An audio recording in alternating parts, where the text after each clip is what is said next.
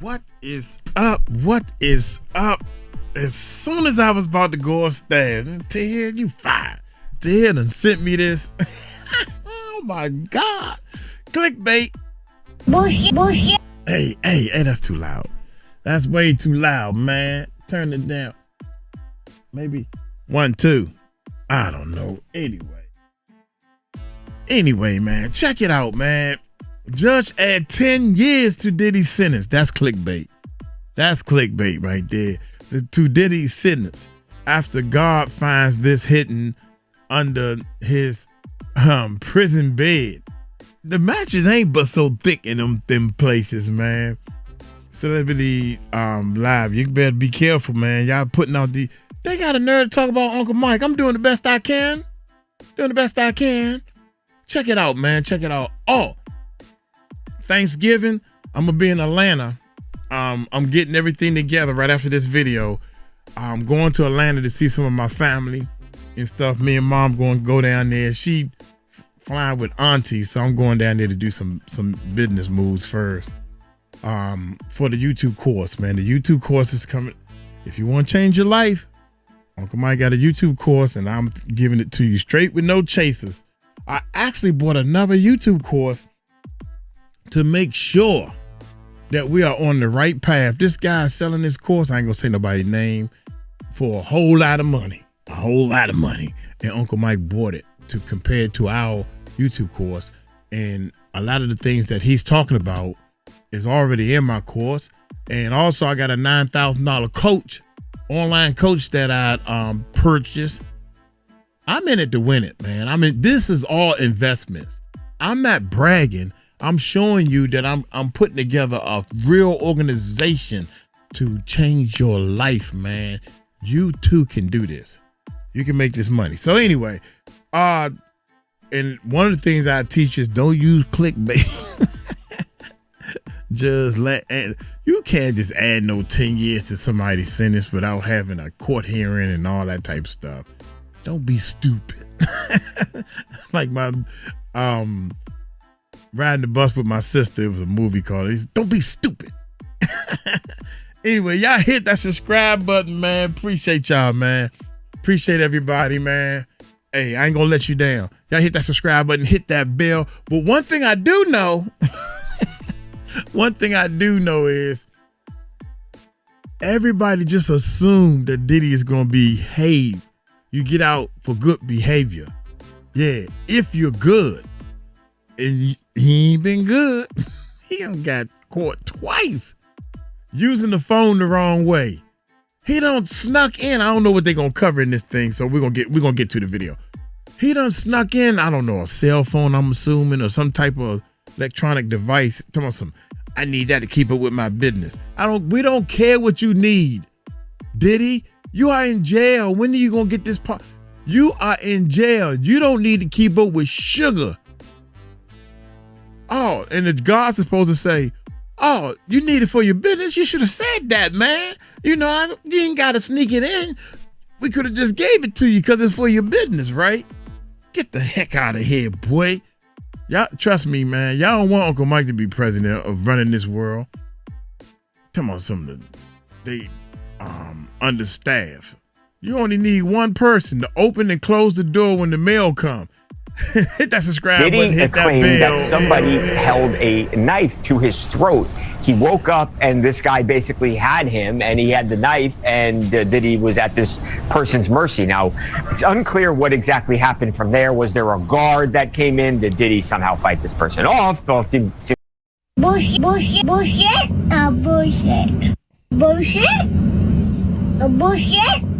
I can't believe Diddy locked in a cell. Tunnels under his house and he can't make bail. Neighbor scared stiff. Yeah, my bad. Y'all had to make sure my levels is right. That's bull, man. Everybody know that was bull. Diddy lawyers leaned into that one a little bit. Come on, Yana, he's not safe there. Well, hell, ain't nobody safe there. It's called jail. Ain't nobody safe in jail. I know I ain't safe there. That's why I won't go. I will not go. I'm sorry. Whatever you want or whatever you think you want, it ain't worth it for me because I'm not safe in jail. the knife, and Diddy was at this person's mercy. Now, it's unclear what exactly happened from there. Was there a guard that came in? Did Diddy somehow fight this person off? Well, it seems unlikely that happened. Or did the person just leave? Bottom line, this guy, at least according to people close to Diddy and Diddy himself, could have hurt him badly or even taken his life. Sean Diddy Combs was supposed to walk out of prison in May 2028, but the government just changed his release date to June 4th. And the reason is far more disturbing than anyone realized. We're not talking about a scheduling mishap or bureaucratic red tape. Federal Bureau of Prisons records don't lie. Diddy's sentence was extended after not one, but multiple rule violations, including a 3-way call prison officials flagged as suspicious. It all happened in early November, a moment so consequential that the Bureau itself updated his release profile, quietly but unmistakably. His team scrambled to frame it as business as usual, saying it was just a routine legal call, nothing improper. But then the documents surfaced. The FBI summary showed the call wasn't legal privilege at all, but an unauthorized back channel, wired to voices who weren't supposed to be on the line. If you're wondering why this matters, it's because in the federal system, even minor rule breaking can mean weeks or months tacked onto a sentence. That's the official record. But behind the scenes, we've heard a very different version. One that points to drinking, bribery, and a high-wire campaign to bend incarceration to his will. And Freed were in the unit that was one floor above mine. So in terms of like the setting, it's a fairly decent chance that the room I'm describing is similar to where Diddy is. Yeah. This is the same man who wrote a formal letter to the judge last October, allegedly broken to his core, asking for mercy because he'd lost his way. Correctional sources at FCI Fort Dix tell us what's actually going on inside is nothing like his public plea for leniency. Far from a portrait of remorse, Diddy was caught drinking a homemade concoction in his very first week. Soda, sugar, apples, left to ferment in his cell for almost 2 weeks. We've been told that unit supervisors considered moving him to lockdown, but decided instead to keep him in place, hoping the issue would quiet down. That is, until the phone call incident hit the radar days later. Here's where perception and reality split. Diddy's handlers brushed off every rumor, urging the public and press to give him the benefit of the doubt. But the people actually inside say this was no isolated screw-up. They hint at a pattern, small infractions that look accidental in passing, but coordinated in sequence. Officially, Diddy's team denies any wrongdoing. They insist he's focused on personal growth, working in the chapel library, avoiding conflict, and sticking to the substance treatment program. But the staff and a handful of industry insiders say otherwise. According to those we've spoken with, there's talk of unauthorized communications beyond the flagged call. Messages exchanged under the noses of correctional officers. Attempts to work his conditions from the inside. Some even claim, off the record, that Diddy is leveraging his remaining power to access comforts and favors most inmates only dream of. Every time a new incident surfaces, his attorneys slam it all as rumor or fake news. They say the coverage is exaggerated, that Diddy is a model inmate by Bureau standards. The trouble is, their explanations are unraveling almost as quickly as new reports come in. The prison's own logs confirm at least 2 major violations since October: drinking and phone misuse, sufficient to formally delay his release. The contradiction grows. On one hand, a defense team building his image as humbled father and reformed mogul, and on the other, a sequence of busts and disciplinary flags building inside the correctional file. He did a whole lot to a whole lot of people, and now he's paying for it. So all these cats, I guess y'all get y'all visitations right. Some of y'all can get y'all conjugal visits right with them. I don't give. What makes this more than a story about a famous inmate acting up is the scale and context hovering over every detail. Diddy's original 50-month sentence was already a dramatic break from the 11 years prosecutors wanted. The government had painted a picture of an ongoing conspiracy stretching back more than a decade. Private gatherings arranged through layers of staff and intermediaries, 2 ex-partners, Cassie Ventura and a woman under the name Jane, brought into what prosecutors called a pattern of illegal behavior. The headlines in July made waves for how much he avoided. A racketeering acquittal here, a not guilty on trafficking there. But the conviction still landed him on 2 counts of transporting individuals for intimate purposes. Each carried up to 10 years. The final sentence, less than half the government's demand, sent its own kind of message. But that courtroom result came with a warning, too. Judges can always revisit release if defendants breach the rules. And as of November, that's what just happened. We can't ignore how these prison missteps connect to the bigger legal storm still circling. Diddy is not facing a clean slate. He's still staring down more than 100 lawsuits, many led by lawyer Tony Busby. Each one a loaded trap for further liability. These accusers track his every movement, waiting for any sign he's not taking punishment seriously. Each time a new incident leaks, every complainant and attorney has another argument to throw at upcoming civil hearings. Look at this pattern. Look at the disregard. It's not a mystery why every misstep inside Fort Dix sends aftershocks beyond the walls. This is about more than compliance. Every rule broken is fuel for a larger war over who controls the public story. And thanks to press leaks, social media theorists, and the obsessive eye of industry observers, Diddy's every move is dissected for hidden intent. Interestingly, we haven't seen the indictments yet. There's been some time lag. I suppose it will take some time to go through all the forensic, evidence. Because here's the real question. Are these violations just reckless mistakes, small rebellions by a disgraced celebrity chafing at limits? Or is Diddy using his time inside as another act in the constant battle to manage his legacy? Insiders with knowledge of life at Fort Dix suggest it's not always clear where luck ends and influence begins. We keep circling back to the timing, each infraction surfacing just as the next round of legal challenges gets underway. Each public denial from his team quickly met by another page in the Bureau's official file. Behind every headline, there's a contest of narratives.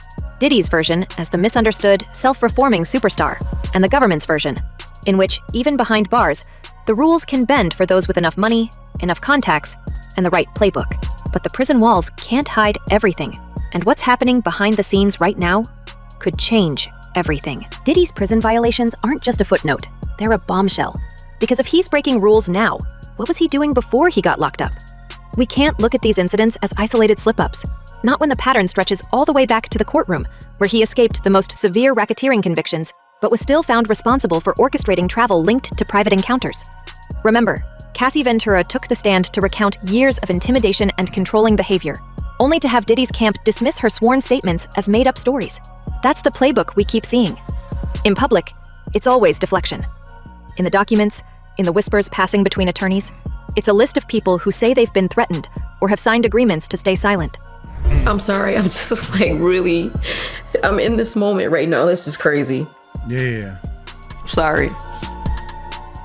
She fine. That's all I know. People don't really know how much what it does to you when something that you love is taken from you. Yup. And thrown away like it don't even matter, and then they move on with their lives and you're stuck. Shoot, man. You're stuck. During those years, you're still stuck 21 years later. That trail is longer than anyone realizes. We remember the trial's closing weeks, where former partners described not just private gatherings and physical aggression, but a culture built on loyalty and secrets. Ventura's account wasn't the only one. Jane described gifts, financial control, and relentless pressure behind closed doors. Their words, years apart, painted a portrait of a man surrounded by yes-men and protected by a sprawling operation. Diddy never admitted fault. In fact, every new claim drew an immediate response from his attorneys, who called the lawsuits clear attempts to garner publicity. But we've noticed this strategy is under more strain than ever. If anyone, I'm happy to go. So we think that's just absolutely inconsistent with the jury's verdict. I mean, the jury's verdict was resoundingly clear. There was no trafficking, there was no racketeering, everything was consensual, everything was adult, which is why he was convicted only of the offense. What we feel happened today was that the judge acted as a 13th juror, one that we did not choose, and that he second-guessed the jury's. His legal team's appeal is their last card. Shouldn't have We said see the stakes that. shifting with each violation inside Fort Dix. You shouldn't have said that, Mr. Lawyer Dude. What is you thinking about? I swear to God, I don't even know. I swear I don't think this man is working for Diddy. You gonna call it, oh yeah? So when he get in trouble or anything Diddy does or you do or your team does, oh, y'all saying you ain't trying to get on the judge's side at all. Jesus. That we did not choose, and that he second-guessed the jury's. His legal team's appeal is their last card. We see the stakes shifting with each violation inside Fort Dix. Yeah, they don't For care. every new infraction, judges are handed another reason to deny residency or toss out an appeal as meritless. Why risk so much for homemade brews and unauthorized calls? People who've dealt with celebrity inmates tell us it isn't about comfort or boredom. It's about staying woke in the power game, keeping a grip on respect, on networks, on influence. Diddy's business interests are still being managed. Old associates are still loyal. He's known for turning even setbacks into brand fuel, and rumor has it that several connected figures are working overtime to keep his projects moving while he's out of sight. While we're tracking every move Diddy makes from inside Fort Dix, something even more complicated is unfolding on the outside. The machinery of his financial empire has not come to a halt. Bad Boy Records, his cornerstone label, continues to earn royalties from a catalog that still tops streaming charts, and his Spirits partnerships, including lucrative branding deals with... Man, that's a lie. I'm trying to tell y'all, man, sometimes they just run past lies like it ain't no stop sign. That's A. Bullshit, bullshit, bullshit. I'm going to start calling it out more often. Ain't nobody listening to anything. Name a song that's, okay, Biggie, okay, Biggie stuff. People still listening to it. They ain't paying to listen to it. They already downloaded the free version. That's number one. I'm trying to think. Every move you make. That's old. Ain't nobody hearing it, listening to that. If they are, they listening to the real version and not the version that Diddy stole. What kind of catalog that he has that everybody's playing all over the world? That's bull, man. Come to a halt. Bad Boy Records, his cornerstone label, continues to earn royalties from a catalog that still tops streaming charts, and his... They don't top no streaming charts. What streaming top are you? What are you talking about? I'm sorry, y'all. Let's keep going. Spirits partnerships, including lucrative branding deals with Ciroc, remain active thanks to long-standing contractual obligations. Insiders from the business side say money keeps flowing through shell companies and old trusts.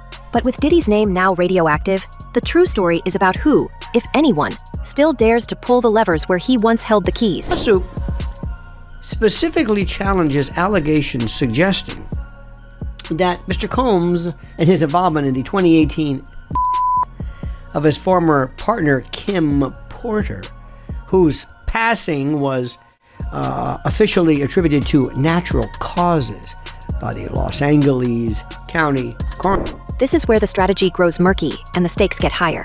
With over 100 lawsuits piling up and a swelling roster of accusers demanding their day in court, Diddy's legal advisors are reportedly urging a quiet dismantling of interconnected holdings.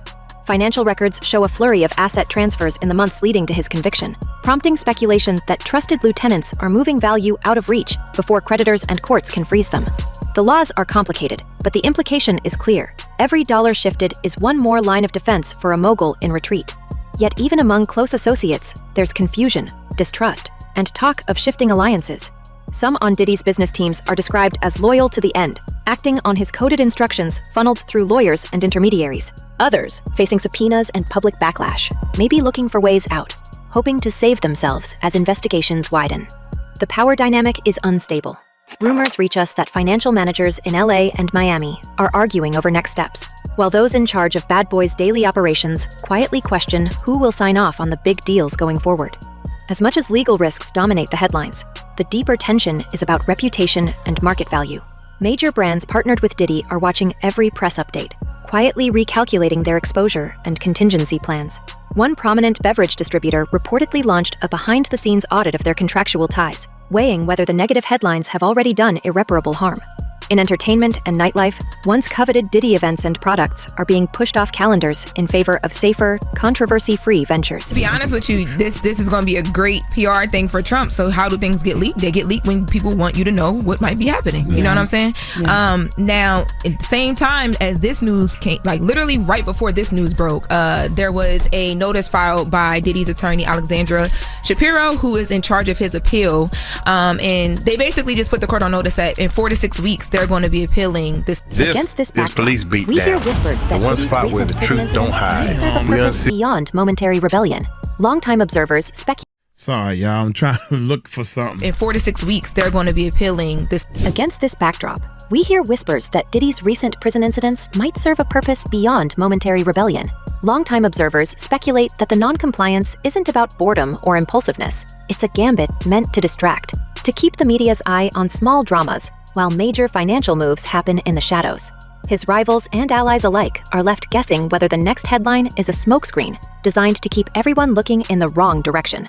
What's clear is that as money changes hands and legacy brands face existential threats, the myth of Diddy's invulnerability is fading.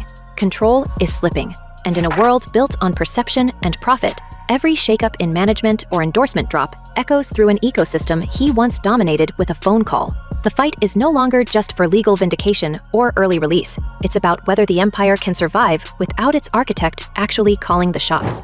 So it's just another form to silence a man, to humble a person. You know how sometimes you gotta humble somebody? Right. Yeah, I think he's being humbled right now. Which it took a long time. It takes a long time to humble an arrogant person. When we talk to people familiar with the world of high-profile inmates, they say this kind of rule-breaking isn't random, especially not with someone used to working a room or reading an angle. They point to a pattern of controlled defiance, calculated oppositional behavior. With Diddy, the moves seem mapped out in advance. Violate one rule there, push another here, test the boundaries, then bring in the legal team to explain it all away. It's not just about maintaining an image of independence, it's about sending a message. The rules bend when he wants them to. Accusers watch from outside, seeing every brush with discipline as one more piece of evidence that his remorse is manufactured. The cycle continues. Denial, incident, rebuttal, legal maneuver. Even those who once protected his public image seem exhausted by the rotation. Some of the most intriguing speculation from insiders isn't focused on Diddy's legal future, but on the inner workings of his current influence network. We've heard repeatedly from those in the music business that behind every public rebuttal, there's real maneuvering. Money funneled through business entities, favors traded, back channels activated. Diddy is still credited with having the best black book in show business, and there are suggestions that old industry hands are quietly negotiating endorsement rescues, settlement deals, even future tour concepts if he lands a reduced sentence. Attorneys representing his accusers point to these relationships as proof that accountability hasn't stuck yet. Each time new court filings are made, expect another round of leaks and headline-making rumors, all feeding into a cycle that keeps Diddy's name in motion, never quite out of reach. Speaking of Kim Porter, because you knew Kim Porter, is it true that Diddy broke her nose? Bust her nose, man.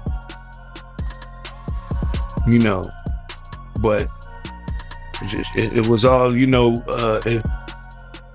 insecurities.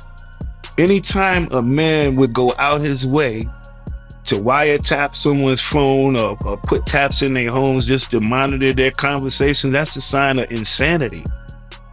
So when you see someone doing that, you can imagine. Let's not forget the psychological angle that legal and behavioral experts stress. The big picture impact of defiance from the inside. For most, time in federal correctional facilities is meant to strip away privilege and level the playing field. For celebrities like Diddy, it often creates a stage for even more complex performances.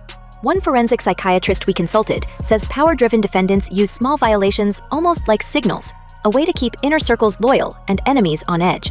But what makes Diddy's approach unique is a sense of timing. He challenges the system precisely when his legal future hangs in the balance, almost daring the Bureau or his adversaries to catch up.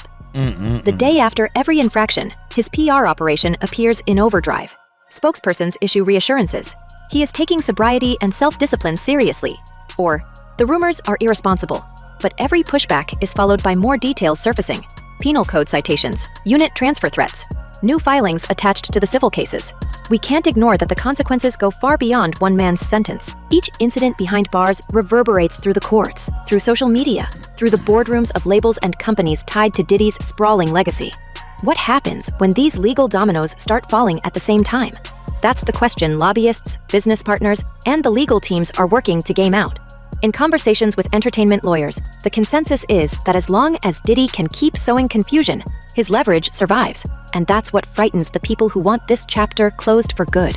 The thought that he might be running his empire from behind a locked door, using coded messages and legal loopholes, unsettles even veteran observers. Are you concerned that Sean Diddy Combs could be assaulted, violently assaulted? Is that a thing? Because based on what was said in court, it feels like a thing. And every day his release date remains uncertain, the public's interest sharpens.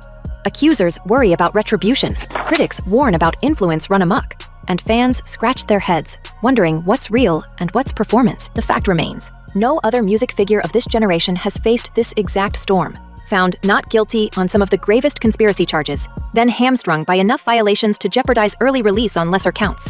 For all the hand-wringing by spokespeople, for all the carefully crafted apologies and media strategies, we keep landing in the same place. A figure who refuses to meet the system on its terms, even as the stakes climb higher with each passing month.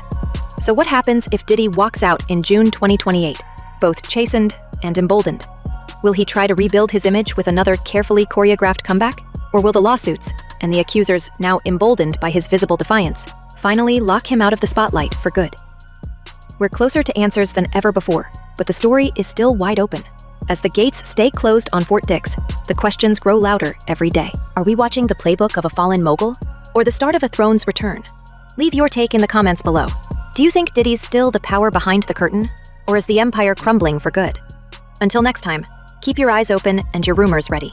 Because in the world of celebrity justice, nothing stays hidden forever. Man, I'm trying to figure it out. I'm really trying to figure this out, man. It's like nothing is what it's supposed to be. Jail is not what it's supposed to be. It's like everything is halfway. If you're in jail, dude, this is my jail. You got yourself a bed, you got yourself a toilet, and you got yourself a sink, and 90% of the time you are in that room, and you could I would do a jail where you are inside and you can go outside, but you're still in jail. And you come back in and you go inside it like a cage. No matter what, your whole area is a cage. And everything is being viewed. That's it. You don't need you done lost in privilege. You done lost being able to, it's too much stuff going on in the jails. They in there. Look at this, man. This prison footage will leave you speechless. Oh my God. They out in the yard, everybody gathering around, they're trying to be normal. No, you done lost them normal type privileges, bruh. You in jail. At least 3 hours out of the week, you probably can come out and touch or do something with somebody else, give somebody dap or whatever. That's it. 3 hours at the most. Now you're back for the whole week.